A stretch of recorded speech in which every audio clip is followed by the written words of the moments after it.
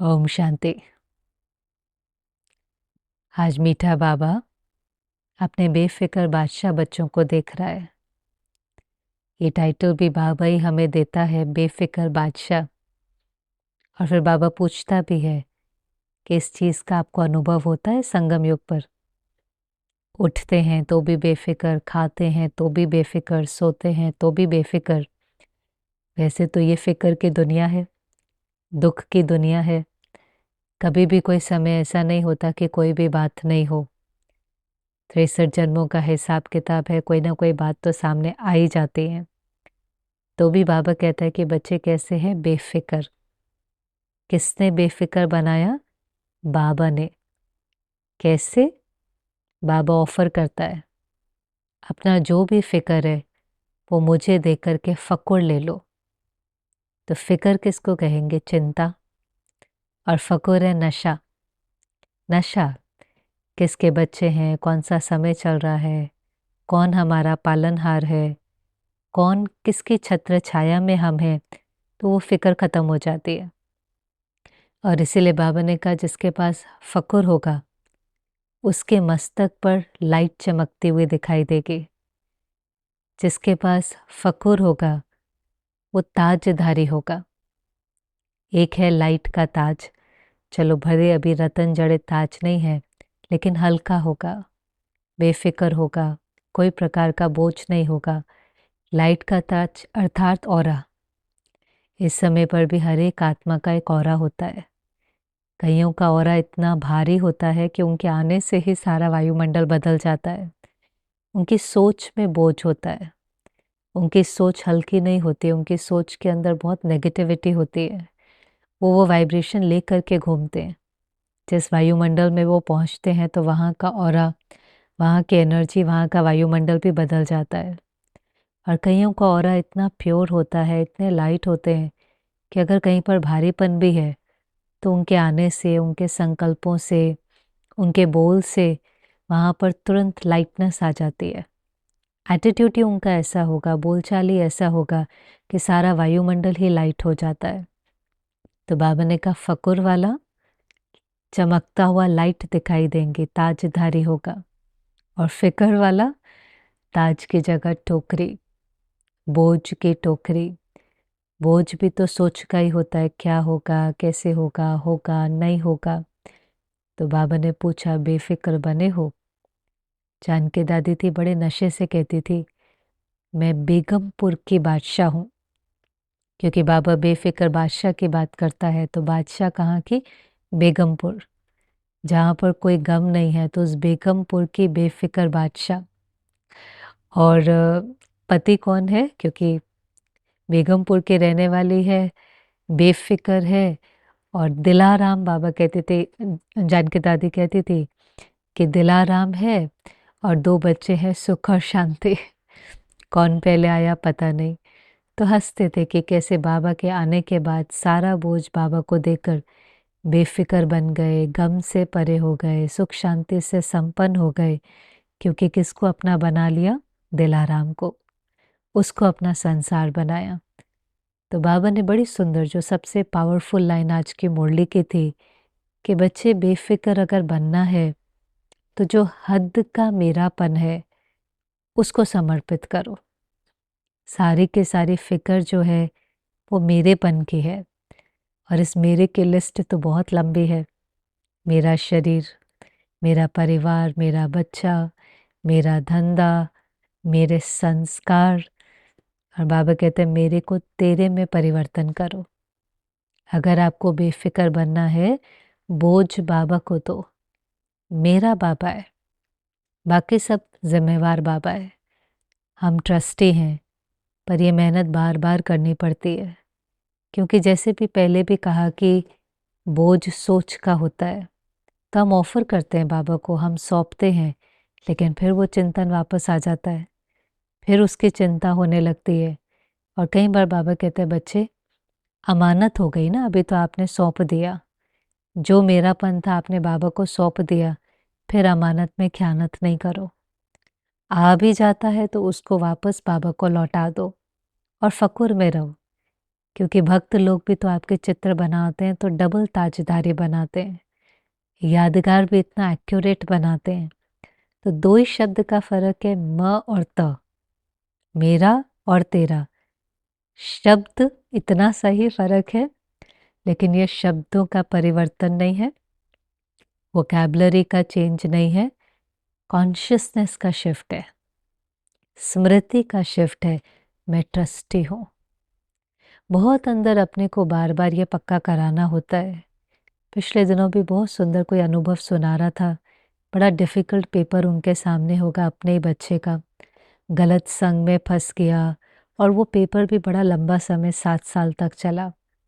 तो वो जो बहन थी, क्योंकि वो ज्ञानी थी, तो बार बार बाबा को कहती थी, बाबा आप इस बच्चे का ध्यान क्यों नहीं देते, आप क्यों नहीं इसको ना, उसको जैसे होता था कि बाबा मदद करेंगे। लेकिन हिसाब किताब है, जितना होता है उतना चुकता तो करना होता है।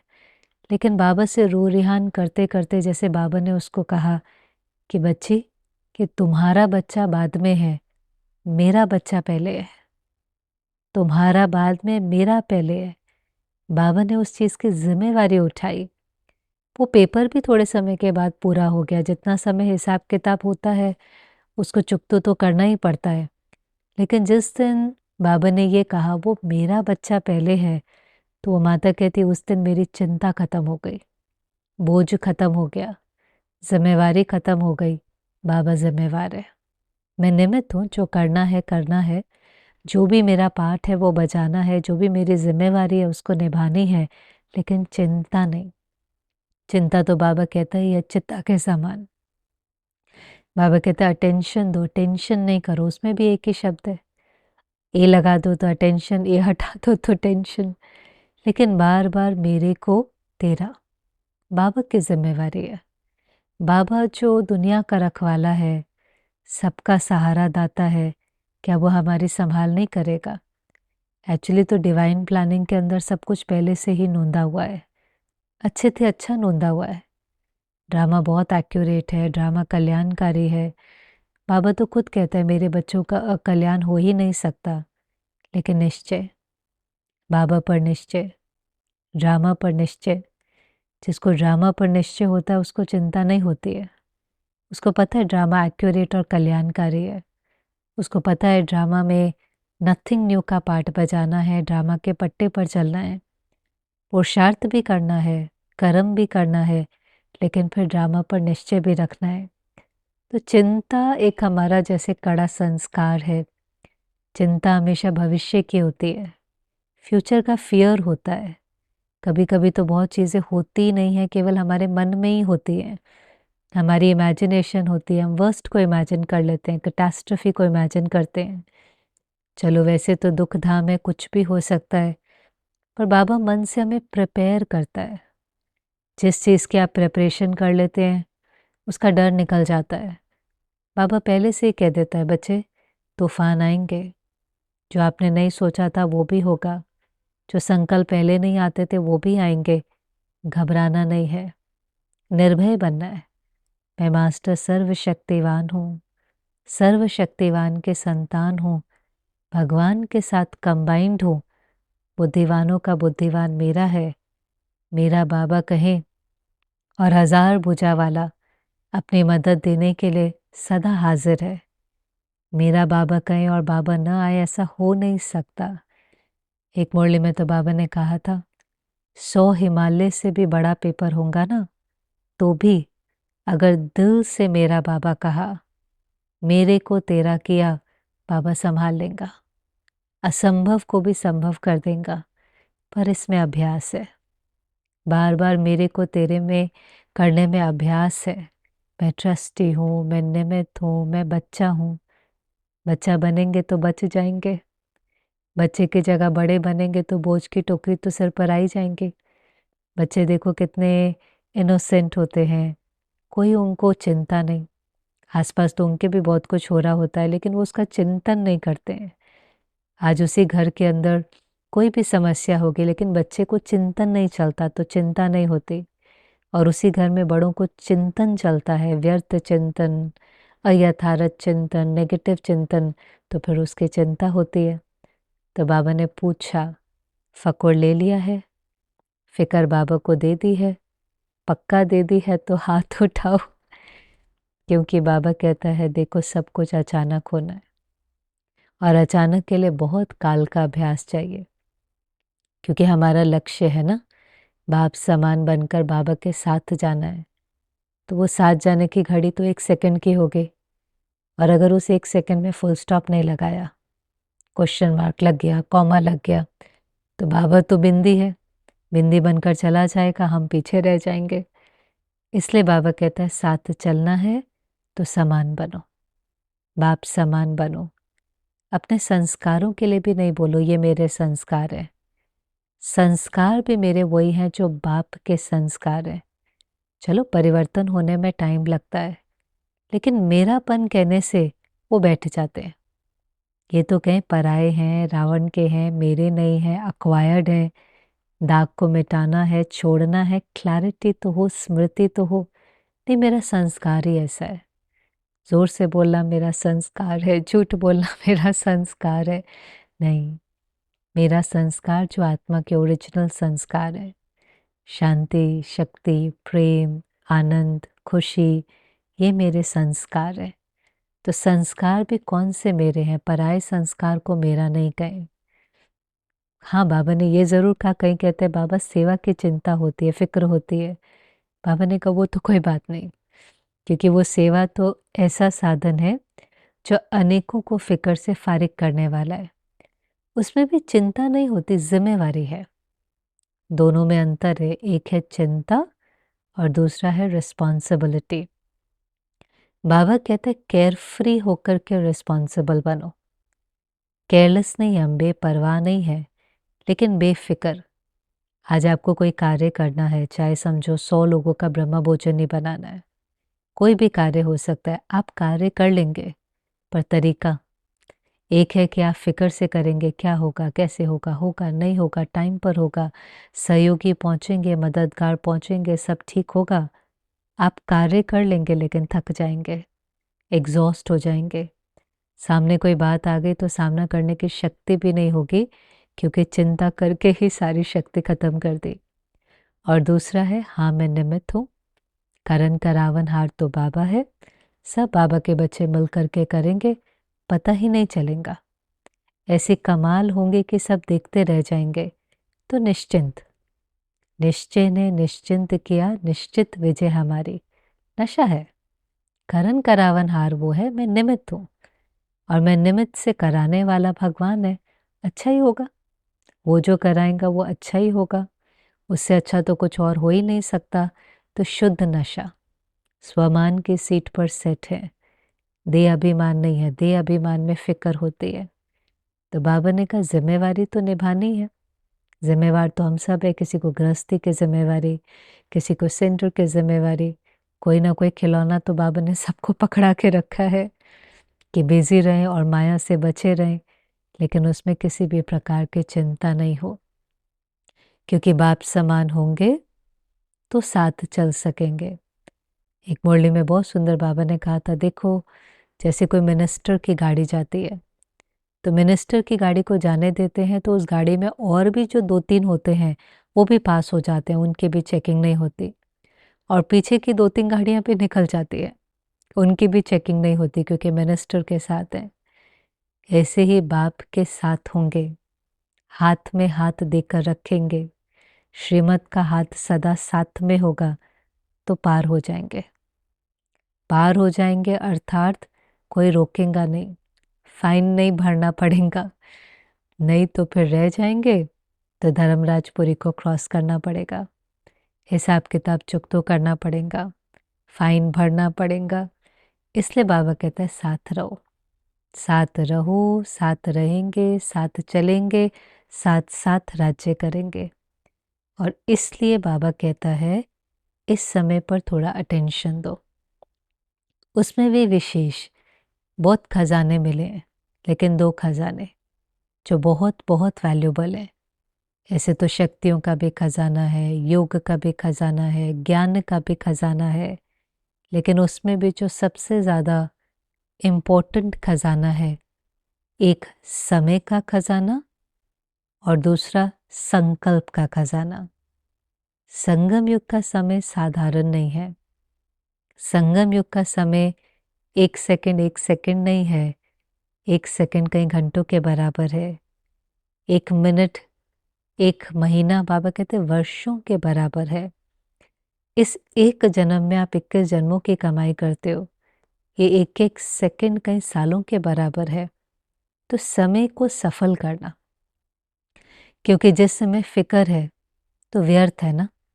व्यर्थ संकल्प चलते ही संगम युग का जो अमूल्य समय है, जो जमा करने का समय है, जो बीज बोने का समय है, जो कमाई करने का समय है, वो समय निकल जाएगा। देखो हर चीज का एक समय होता है। खेती करते हैं, कहते हैं ये समय बहुत अमूल्य है, बीज बोने का है, इसी के आधार पर तो फसल निकलेगी। ऐसे ही कई बच्चे होते हैं, पढ़ाई है, कहते हैं ये समय बहुत अमूल्य है। इस समय अगर हमारा एंट्रेंस क्लियर हो गया एक बारी, बस फिर तो आगे के जीवन बन जाएंगे। समय, समय को परखना, उस अनुसार अपना कर्म करना। ऐसे ही ये समय प्रारब्ध बनाने का है। सत्युग में प्रारब्ध नहीं बनाएंगे, कोई पुरुषार्थ ही नहीं है। वहाँ तो कर्म या कर्म हो जाता, वहाँ तो यहाँ की बनाई हुई प्रारब्ध भोगते हैं। तो ये समय, संगम युग का समय बहुत अमूल्य है। ऐसे ही संकल्प, एक संकल्प वेस्ट हुआ, दो संकल्प वेस्ट हुआ, बाबा ने कहा नहीं, इस समय का एक एक संकल्प शक्तिशाली हो। सारा का सारा मदार ही संकल्प पर है। संकल्प से तो सृष्टि रची जाती है। संकल्प के आधार से तो हमारा बाबा से मिलन होता है। थॉट्स के बल पर ही तो होता है ना। हम संकल्प जो यात्रा करते हैं परम धाम की, मन बुद्धि से ही तो यात्रा करते हैं। मन संकल्प करता है, बुद्धि देखती जाती है, तो मन मनाभव स्थिति होती है। बाबा ने कहा किसी को योग भी कराते हो तो उसका आधार क्या है? संकल्प ही तो है ना। गाइडेड मेडिटेशन कराते हैं, उनको कहते हैं आप बैठ जाओ कंफर्टेबल होकर, हम आपको श्रेष्ठ संकल्प देंगे, आप उसको सुनते जाना, महसूस करते जाना। तो संकल्प श्रेष्ठ भी होते हैं, सकारात्मक भी होते हैं, नकारात्मक भी होते हैं, विकारी विकल्प भी होते हैं। पर बाबा ने कहा अटेंशन, आपका हर संकल्प शक्तिशाली हो तो ही तो फुल स्टॉप लगेगा। अगर संकल्प व्यर्थ है तो क्यों, क्या, कैसे, कब, उसके क्यों में फंस जाते हैं। तो दो खजाने, जो समय है वो बहुत मूल्यवान है, और जो संकल्प है वो बहुत शक्तिशाली होना चाहिए। इसमें बाबा ने कहा अलर्ट हो जाएं। देखो आपका समय और संकल्प सफल हो रहा है, क्योंकि सफल करने में ही सफलता है। सफलता एक बाहरी सफलता होती है, एक आंतरिक सफलता होती है।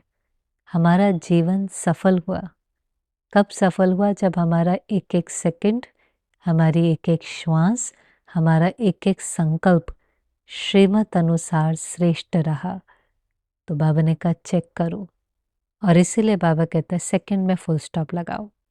समझो कोई बात आ भी गई, व्यर्थ चल भी गया, आप सेकंड में फुल स्टॉप लगाओ। सेकंड में फुल स्टॉप लगाने का अभ्यास नहीं होगा तो समय, संकल्प और श्वास बहुत वेस्ट हो जाता है। ये खजाने बहुत वेस्ट हो जाते हैं, और हम सब इसके अनुभवी हैं। कोई एक लाइन कहता है हमारे अनुसार नहीं होती, संकल्प चलने शुरू, संकल्प भी व्यर्थ, समय भी नष्ट, शक्ति भी नष्ट, स्थिति भी नीचे आ जाती है। इसलिए ये जो फुल स्टॉप लगाने का अभ्यास है, ये हमारे खजानों को बचा कर रखता है। जैसे बैंक में खजाने रखते हैं, फिर कितने कितने पासवर्ड लगाते हैं, कितने कितने लॉक लगाते हैं, ऐसे ही हमारे खजाने संपन्न रहें, वेस्ट नहीं हो, सफल हो, तो उसका जो एक ही तरीका है, जल्दी जल्दी फुल स्टॉप। सेकंड में फुल स्टॉप, बात आई फुल स्टॉप, किसी ने कुछ कहा full stop, full stop, let go. एक सेकंड के अंदर, एक सेकंड से भी कम समय में तो अष्टरत्न विजय की माला में आ सकेंगे। तो बाबा ने पूछा कौन करेगा? तो हाथ तो सब खड़े कर देते हैं। फिर बाबा ने कहा बाबा कई बार देखता है कि जिस चीज़ जो बच्चों में दिखाई देता है वो है अलबेलापन और आलस्य। अब ये लगभग 15 दिसंबर की मुरली है। बाबा ने कहा देखो साल पूरा हो रहा है, अभी से लक्ष्य रखो। जो अलबेलापन और आलस्य है, जो बाबा को भी दिलासा देते, बाबा आप चिंता नहीं करो, हो जाएगा, कर लेंगे। बाबा कहते हैं लेकिन फिर अलबेले हो जाते हैं। हाथ खड़ा करते हैं, कहीं को तो याद रहता है कि हमने भगवान के आगे हाथ खड़ा किया था, हमें उस चीज़ का रिटर्न देना है, कहीं तो वो भी भूल जाते हैं। उसमें भी अलबेले हो जाते हैं कि हमने भगवान के सामने हाथ खड़ा किया था और हमारी कुछ जिम्मेवारी है। और उसमें भी बाबा कहता है हिम्मत का एक कदम आपका, मदद तो किसने करनी है, बाबा ने ही मदद करनी है, तो अलबेले नहीं बनो, अभी करना है। बाप अकेला नहीं जाएगा। बाबा ने बार बार कहा मैं अकेला नहीं जाऊंगा, बच्चों को सामान बना करके साथ लेकर के जाएंगे। और इसीलिए जानकी दादी भी कई बार कहती थी ये आलस्य का जो विकार है ना, ये बाकी विकारों पर जीत प्राप्त नहीं करने देता। बड़े ते बड़ा विकार है आलस्य, अलबेलापन, गेगे की भाषा, हो जाएगा, कर लेंगे। फिर बाबा ने कहा उस समय नहीं कहना, अच्छा इतना कम समय था, हमें तो पता ही नहीं चला, हमने तो समझा ही नहीं, हमने तो समय की वैल्यू को समझा ही नहीं, हमने तो इतना समय नष्ट कर दिया, रियलाइज ही नहीं किया। बहुत बाबा रियलाइज कराता है, समय कम है, अचानक होना है, एक दिन पहले भी बाबा नहीं बताएंगा। आप अभी से अपने पुरुषार्थ, समय, संकल्प के खजाने को अंडरलाइन करो। हर मुरली में बताता है, ये तो हर मुरली में आता है बच्चे, अचानक होगा, अचानक होगा, फुल स्टॉप लगाना होगा, अभी से अभ्यास करो।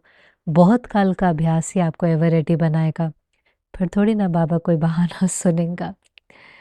तो बाबा ने कहा देखो बाबा देखता है, हर बच्चा का बाबा से प्यार है, बाबा का भी हर बच्चे से प्यार है।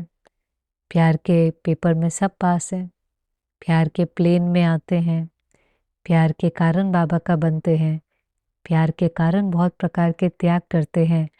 तो प्यार में तो सब पास है, लेकिन अभी जो दूसरा सब्जेक्ट है याद, प्यार है लेकिन याद, याद से विकर्म विनाश होंगे, याद से आत्मा से खाद निकलेंगे, याद करेंगे तो आत्मा पावन बनेंगे, बाप समान बनेंगे तो बाप के साथ जा सकेंगे ना। बहुत प्यार है, लेकिन मेहनत नहीं करे, याद नहीं करे, विकर्मों को विनाश करके बाप समान नहीं बने तो साथ कैसे जाएंगे। और इसके लिए बहुत सुंदर बाबा ने परख शक्ति बताई कि जब से आपके बचपन के दिन शुरू हुए ज्ञान के, ज्ञान में चलो कोई 40 साल में आया, 50 साल में आया, जब से ज्ञान में आए तब से कहाँ तक बाबा के दिल तख्त पर बैठे हैं, यथार्थ पुरुषार्थ किया। अब भूल तो कोई है नहीं, भूले तो होती हैं क्योंकि ये यात्रा है, पर बहुत यथार्थ दिल से पुरुषार्थ किया। पुरुषार्थ में अलबेलापन, आलस्य नहीं था। मेहनत करके बाबा के दिल तख्त पर बैठे और मिट्टी में पाँव नहीं दिया। वो उतना समय राज्य तख्त पर भी बैठेंगे, वो उतना समय जो बाबा की बात है साथ रहेंगे, साथ चलेंगे और साथ राज्य करेंगे, वो राज्य भी उतना लंबा समय करेंगे। ब्रह्मा बाप के समीप होंगे, रॉयल फैमिली में होंगे, यहाँ तक कि बाबा ने कहा द्वापर और कलयुग में भी समीप होंगे, और वैसे तो संगम युग में भी समीप होते हैं। भट्टी भी जिस समय बनी तो आप देखो सारी दादियाँ आसपास ही रहती थी।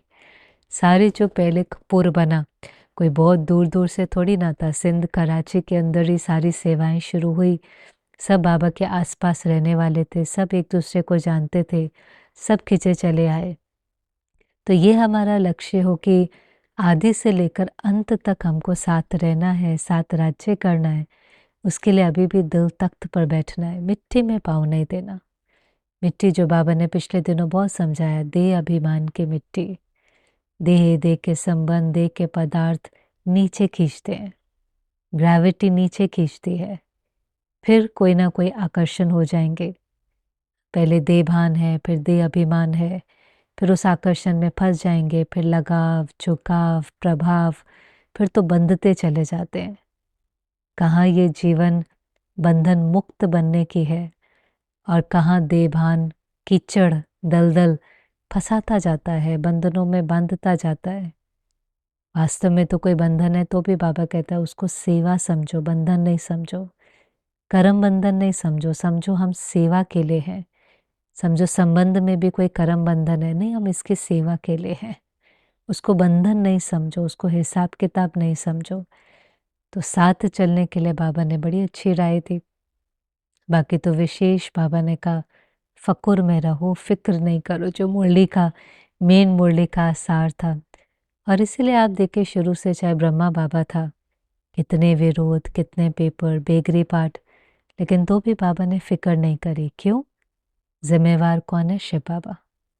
बाकी बच्चों को हो जाती थी, बाबा आज कुछ खाने के लिए नहीं है, बाबा भंडारा बिल्कुल खाली है। तो बाबा क्या कहता था, बच्चे तुम्हारा भंडारा है क्या? तुम्हारे बच्चे हैं क्या?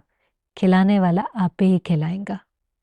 प्रकाशमणि दादी ने भी जब संभाला, निश्चिंत, कितनी भी बड़ी बात हो, आज का ड्रामा पूरा हुआ, मेरा सो तेरा बाबा संभालेगा, बाबा बैठा है बाबा संभालेगा।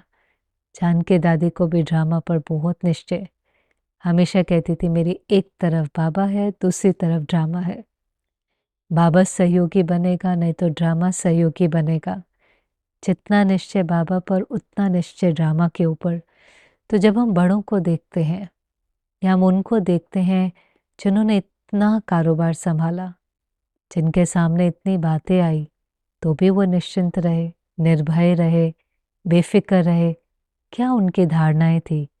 और उसमें मुख्य धारणा तो यही थी, उन्होंने कभी अपने को जिम्मेवार समझा ही नहीं। करन करावन हार बाबा है, मैं निमित्त हूँ, मैं ट्रस्टी हूँ, ये उनके अंदर तक पक्का था। और वो ही बेहद का कार्य कर सकता है, वो ही विशाल कार्य, विश्व परिवर्तन का कार्य, विश्व कल्याण का कार्य कर सकता है, हल्का होकर के रह सकता है। नहीं तो पहली बात के अंदर ही व्यक्ति घबरा जाता है। फिर तो नए बैठे थे बाबा के सामने, बाबा उनको उठाता है तो हमेशा आधे से ज़्यादा हॉल तो नयों का होता है। ये 2010 के आसपास की बातें हैं। तो बाबा फिर भी उनको मुबारक देता है कि टू लेट के बोर्ड से पहले आ गए। और यही बाबा की हमेशा उनके प्रति शिक्षा होती है कि अभी भी चाहें तीव्र पुरुषार्थ करें, अभी भी चाहें so last so fast so first जा सकते हैं। बाबा की भी मदद है, परिवार की भी शुभकामनाएं हैं, लेकिन हिम्मत बच्चे मदद बाप। हिम्मत रखेंगे, एक एक खजाने को सफल करेंगे, साधारण पुरुषार्थ नहीं तीव्र पुरुषार्थ करेंगे तो आगे बढ़ सकते हैं। फिर मधुबन निवासी थे बाबा के सामने, तो मधुबन वालों की तो बाबा बहुत महिमा करता है कि मधुबन तो मधुबन है, पर समझ में आता है कि बेहद का घर है तो बड़ी बड़ी बातें भी होती हैं, तो ज़रूर कुछ हुआ भी होगा। लेकिन बाबा ने कहा बीती सो बिंदी, सबने सुना सबने देखा, लेकिन जो हो गया उसको चितो नहीं, बिंदी लगाओ। बिंदी लगाने वाला ही आगे बढ़ सकता है। जो हुआ उससे सीखना है, रियलाइज करना है कि वो भूले दोबारा नहीं हो, लेकिन किसी भी बात को पकड़ना नहीं है। पकड़ने वाला उड़ नहीं सकता।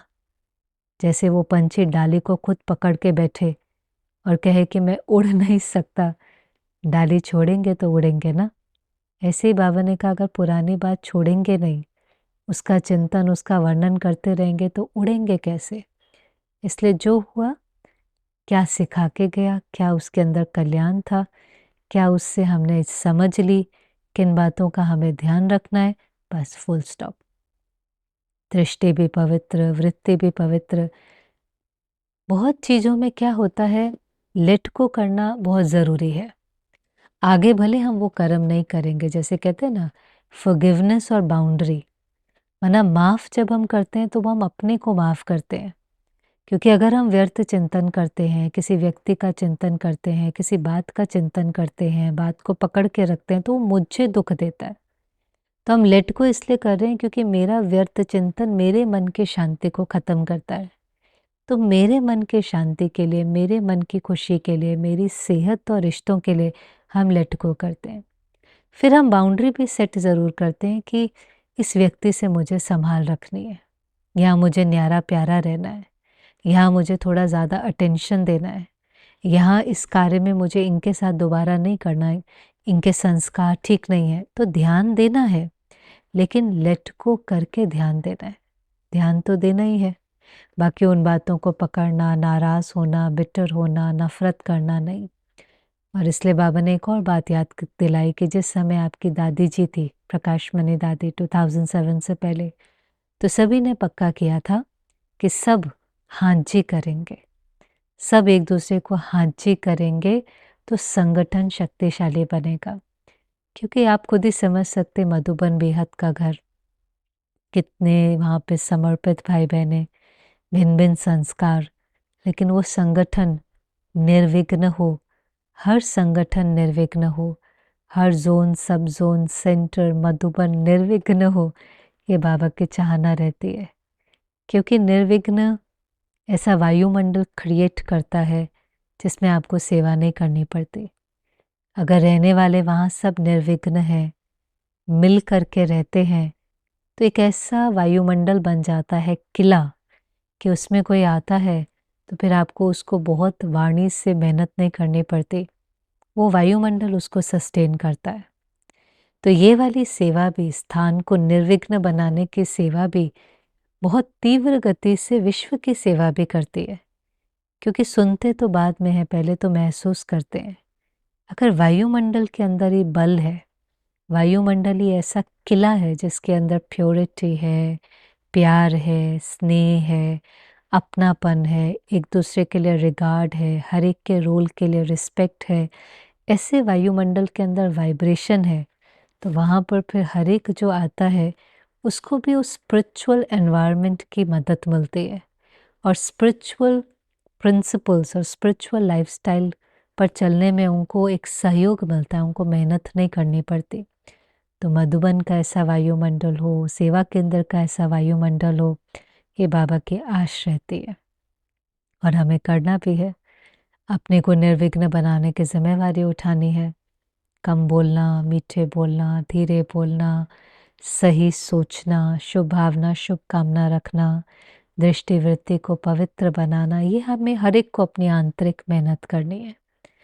फिर बाबा के सामने जो इस बार बैठा था वो गुजरात, तो बाबा ने कहा बाबा हर जोन को कह रहा है कुछ नवीनता करो, वाणी से सेवा करते हो, बड़े बड़े प्रोग्राम करते हो, पर कुछ नवीनता करो। और फिर बाबा ने दिल्ली को याद किया कि दिल्ली ने नवीनता करी है। और क्या नवीनता करी थी? पहली बार भारत और विदेश ने मिल करके यूथ का प्रोग्राम किया। तो बाबा ने कहा ये भी कितनी अच्छी नवीनता है कि दोनों मिल करके करेंगे। तो जो अपना ये भाव है कि वन वर्ल्ड है, वन फैमिली है, वन गॉड है, ये धीरे धीरे प्रत्यक्ष होगा। क्योंकि जब भारत विदेश के मिलते हैं तो अनेक धर्म, अनेक जाति, अनेक रंग, मेल फीमेल सब जब मिलेंगे ऐसा संगठन होगा। और ऐसा संगठन गवर्नमेंट के सामने जाए, किसी से मिले, तो प्रत्यक्ष होता है कि हाँ देखो ये सब हैं अलग अलग, लेकिन एक फैमिली है, ब्रदर सिस्टर है, वन वर्ल्ड है, वन गॉड के बच्चे हैं। वननेस जो आने वाली दुनिया की विशेषता है, एक राज्य, एक धर्म, एक भाषा, वो वननेस यहाँ पर दिखाई देंगे। तो बहुत अच्छी नवीनता करी बाबा ने कहा आगे भी ऐसे ही करते रहो। कुछ ना कुछ संकल्प करते हैं तो कुछ ना कुछ रिजल्ट आती है। बाबा भी उस चीज़ की विशेष मुबारक भी देता है और आगे के लिए भी उमंग बढ़ाता है। बाकी तो बाबा ने कहा देखो अभी ऐसा समय आ गया है कि समय भी बाबा को कहता है कब तक, प्रकृति भी कहती है कब तक, दुखी आत्माएं भी कहती हैं कब तक। इसलिए बाबा कहता है समय को कभी अपना टीचर नहीं बनाना, समय पर तैयार नहीं होना, आपको संपन्न बनकर के समय को समीप लाना है। और ये बाबा आपसे पूछता है कि उन्हों को क्या डेट दे। प्रकृति भी तमो प्रधान है तो दुखी है, दुखी आत्माएं, भक्त आत्माएं सब बाबा को पुकारते हैं। और इसीलिए बाबा ने कहा अभी तीव्र पुरुषार्थ करके बाप समान बनकर, संपन्न संपूर्ण बनकर आप समय को समीप लेकर आओ। कभी भी समय को अपना टीचर नहीं बनाना और साथ-साथ एक एडिशन करो मनसा सेवा की। बाबा ने कहा बहुत दुखी हैं और दुखी आत्माओं को तिनके का भी सहारा मिल जाए तो बहुत बड़ा सहारा लगता है। जैसे कोई बहुत भूखा हो, उसको कुछ भी खाने को मिल जाए तो कितना तृप्त होता है। अभी भी कुछ दिन पहले अर्थक्वेक आया वेनेजुएला में, आपने भी सुना होगा। जब ऐसी सीन होती है, कितनी आत्माएं देश के किसी कोने में तड़फ रही होती हैं। मैं सुन रही थी एक फुटबॉल प्लेयर होगा जो किसी दूसरे देश में खेल रहा था और वहाँ पर जहाँ उसका परिवार था वहाँ पर अर्थक्वेक आया। पहले दिन पता चला, खूब प्रेयर करी, खूब ढूंढने की कोशिश करी। दूसरे तीसरे दिन तक खबर आ गई कि उसकी पत्नी भी, उसकी 2 बेटियां भी सब मलबे के नीचे दब गए। वो पूरी बिल्डिंग ही कोलैप्स हो गई और कोई नहीं बचा। और जब मैं पढ़ रही थी तो मैं सोच रही थी, देखो हमारी तरह ही तो है। एक दिन पहले सब कुछ ठीक था, एक पल के अंदर घर भी चला गया, परिवार भी चला गया, संपत्ति भी चली गई। और चला गया वो तो ठीक है, लेकिन उसका दुख, जाने वाले से ज़्यादा दुख तो पीछे रहने वाले का रह जाता है, क्योंकि वो तो बिल्कुल अज्ञानी है। तो ऐसी आत्माएं उस समय कितनी बेसहारा, कितनी निर्बल होती हैं। जब भी किसी संसार में किसी भी कोने में कोई ना कोई बात, कहीं युद्ध है, कहीं प्राकृतिक आपदा है, उनों की सूक्ष्म सेवा करना, सकाश देना। कई बार बाबा कहता है अखबार नहीं पढ़ो, ऐसी बातें नहीं पढ़ो, पर थोड़ा बहुत भी कई बार पढ़ते भी हैं तो इतना रहम जागृत होता है कि इन बेसहारे निर्बल आत्माओं को सकाश देनी है। तो इसलिए उस चीज़ का नेगेटिव इम्पैक्ट हमारे ऊपर ना पड़े, पर हम जिम्मेवार समझ करके सारे विश्व को सकाश दें। वो हमारे ही भाई बहन हैं। जो कई बार ऐसा होता है ना, ऐसे प्राकृतिक आपदा से बच भी जाते हैं, पर 2-2 3-3 दिन जब नीचे दबे रहते हैं तो उनके अंदर से जो ट्रॉमा है वो नहीं जाता, डर नहीं जाता। कई बार ऐसी आत्माएं कभी भी लिफ्ट में नहीं जा पाती, ऊंचाई पर नहीं जा पाती, क्योंकि आप सोचो वो 24-48 जितने भी घंटे हैं उसमें कितना उनको फियर क्रिएट होता है। ठीक से सो नहीं पाती, जीवन भर के लिए जैसे वो उनको दुख बन जाता है, भोगना बन जाती है। और इसीलिए बाबा कहते हैं आप भी उनकी सेवा करो और अपनी तैयारी भी करो कि हमारे सामने भी वो 1 सेकंड का पेपर आएगा। उस समय ऐसी बाबा की याद हो, लगन में आत्मा मग्न हो कि उसको भोगना नहीं हो। जो भी सीन हो वो ऐसे बाबा की याद में समा जाए कि उसको उस चीज़ की भोगना नहीं हो। और इसलिए पहले छोटे-छोटे पेपर में करना शुरू करो। घर में कोई बीमारी है, किसी को कोई बीमारी है, धन की कोई तकलीफ है, कोई बच्चा हमारे अनुसार नहीं चलता, कुछ भी है, छोटा-छोटा, छोटा-छोटा सौंपो, बोझ बाबा को दे दो। कौन दुनिया में हमारा बोझ लेगा? आज किसी से ज़रा सी दुःख की बात करना शुरू करो, वो अपना दुःख पहले सुनाना शुरू कर देता है। हर एक बाबा ही है, बच्चे आओ, मेरे से बात करो, रो रेहान करो, कोई चीज़ परेशान कर रही है तो मुझे सौंप दो। खुद हल्के हो जाओ, दिल तख्त पर बैठ जाओ, मास्टर सर्वशक्तिवान की सीट पर सेट हो जाओ, निर्भय हो जाओ, बस ठीक हो जाएगा। कौन ऐसे बातें करेगा, कौन ऐसे रो रेहान करेगा, कौन इतना बल भरेगा, कौन इतना सहयोग देगा? इसलिए हमें समय की, संकल्प की और जो प्राप्तियां हुई हैं, जो खजाने मिले हैं, जो परमात्म भाग्य मिला है, जो परमात्मा खुद बाप, टीचर, सद्गुरु बनकर आया है, उसका वैल्यू करना चाहिए। और इस समय की कदर करते हुए तीव्र पुरुषार्थ कर अपने को भी संपन्न बनाकर बाबा को भी प्रत्यक्ष करना है। तो पूरी मुरली पढ़ करके जो लाइन आपको सबसे पावरफुल लगती है वो लिखें। आप सबने मुरली पढ़ी भी होगी, सुनी भी होगी, जिसमें मुझे जो सबसे पावरफुल आज लगा, जो बाबा ने कहा, हद का जो मेरापन है उसका त्याग करो। आपको बेफिक्र बनना है तो जो हद का मेरापन है उसका त्याग करो। तो जो आपको भी टच हुआ वो ज़रूर लिखें, तो वो स्मृति हमारी और पक्की हो जाती है। ओम शांति।